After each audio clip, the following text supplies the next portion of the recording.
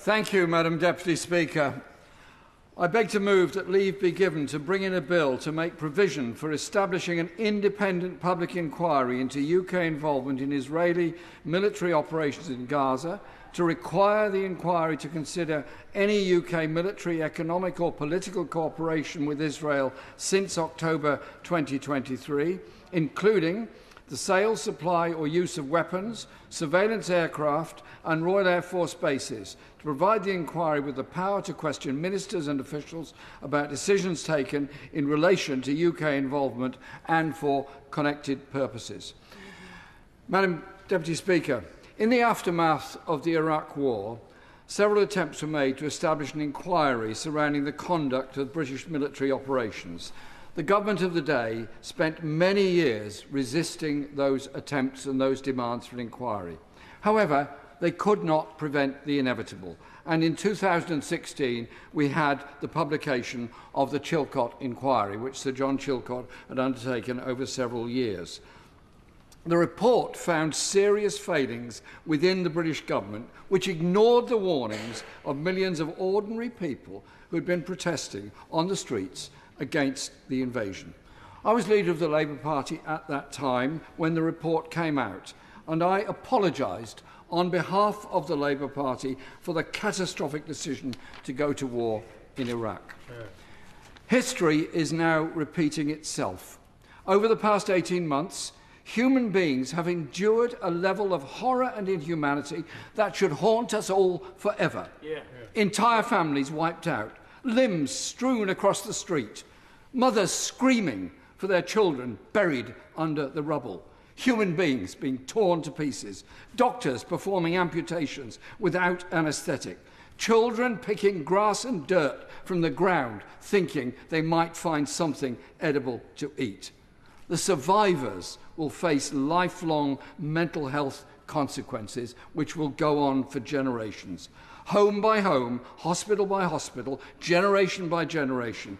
We are not just witnessing a war, we are witnessing a genocide, this time live-streamed all over the world. Today, the death toll in Gaza exceeds 61,000, and at least 110,000 people, or 1 in 20 of the entire population, have been severely injured. 2 Israeli officials are now wanted by the International Criminal Court for crimes against humanity. Madam Deputy Speaker, Britain has played a highly influential role in Israel's military operations. First, Britain has been supplying weapons to Israel, weapons that are being used to bomb the people of Palestine. This, of course, started with the previous Conservative government, but is continued with the current Labour government. In fact, between October and December 2024 alone, more arms export licences were granted than were approved by the previous government for the whole of 2020 and 2023. In September 23, the government suspended some licences but continued to allow the supply of F-35 components to the global pool. The Foreign Secretary has accepted the fact that F-35 jets are being used in violation of international humanitarian law, yet at the same time admits those parts go into the global supply chain and could therefore go to Israel. They know full well the implications. By justifying the continued licensing of these parts, our government is admitting its complicity in what are quite clearly war crimes. I find this truly astounding. The government is telling us loud and clear that its participation in this programme is more important than upholding international law and the Convention on Genocide. It's very simple. Until this government ends the sale of weapons to Israel, it will remain complicit in the mass murder of Palestinians in Gaza at the present time. Secondly, many of us have repeatedly been asking for the truth regarding the role of British military bases in Cyprus. Since October 23, military cargo has been airlifted from RAF Akrotiri to Israel. This cargo has often travelled to Cyprus from US military bases in other parts of Europe. Meanwhile, RAF shadow aircraft have also been conducting nightly surveillance flights over Gaza. And when the Prime Minister visited RAF Akrotiri last December, he was telling troops the whole world and everyone back at home is relying on you. Quite a bit of what goes on here can't necessarily be talked about all of the time. We can't necessarily tell the world what you're doing. In a recent report by the British Palestine Committee, it says the UK government is engaged in military actions without being subject to parliamentary scrutiny, and that these actions implicate its institutions and officials in the gravest breaches of international law. Mr. Speaker, Madam Speaker, over the past 18 months, our questions have been met with evasion, obstruction and silence, leaving the public in the dark over the way in which the responsibilities of government have been discharged. Transparency and accountability are the cornerstones of democracy. The public deserves to know the scale of the UK complicity in these atrocities. Any meaningful inquiry would require the cooperation of the government, both governments, the Conservative and Labour Party governments, involved in decision-making processes since October 23. The inquiry needs to ask what arms have been supplied to Israel, which of these weapons have been used in Gaza and the West Bank. Is the government's position that it cannot or will not bring the F-35 programme in line with UK's legal obligations? What is RAF Akrotiri being used for? Is it being used as a route for weapons that are being deployed in Gaza? How many US Air Force flights have flown from RAF Akrotiri to Israel since October 23? Have Israel F-35 jets been stored and repaired at RAF bases in Akrotiri or anywhere else? What video footage does the government have of the war zone from RAF flights? Will it release this footage? What intelligence has been passed on to Israel? What legal advice has the government received over an assessment of genocide, and when will it publish this advice?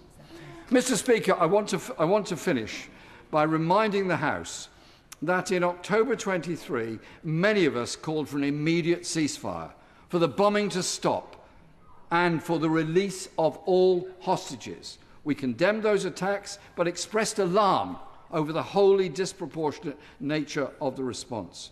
We warned that we were witnessing the beginning of the total annihilation of Gaza, and we pleaded with political leaders on both sides to call for peace. Today, some politicians have finally begun to backtrack a bit. Perhaps they're frightened of the consequences and of their own inhumanity. If there was any integrity in this, all those that support the operation of the military there would weep for the 61,000 Palestinian lives that have been lost, buried under the rubble, and the moral cowardice of politicians in this country and others that have allowed this to go on. Today, we teach children about history's worst war crimes against humanity. They're asked to reflect about how those crimes ever came about. Our future history books will report with shame those that had the opportunity to stop this carnage but failed to act to achieve it.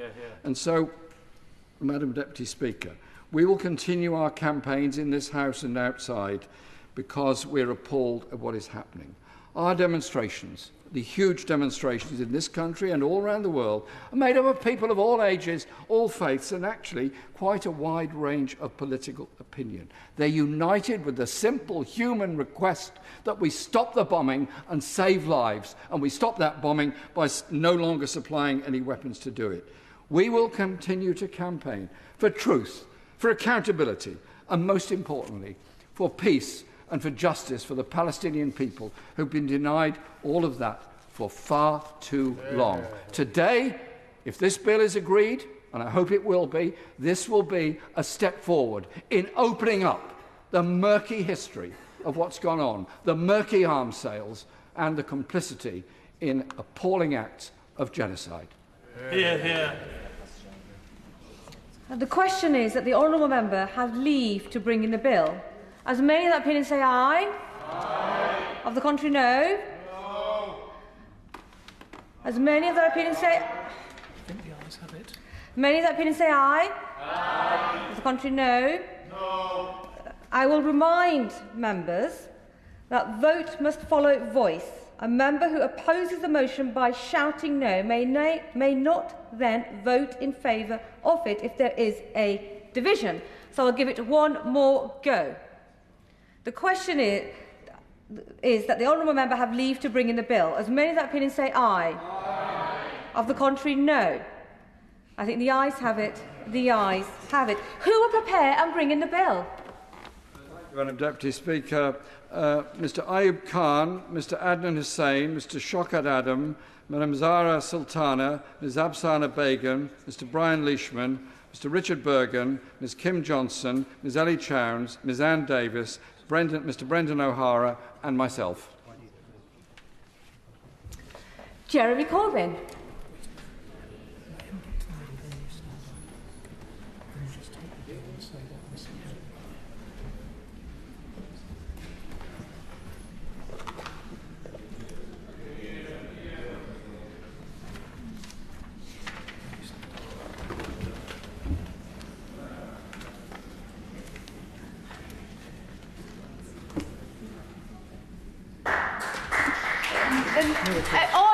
Order! Gaza Independent Public Inquiry Bill. Second reading what day? July the 4th. July the 4th.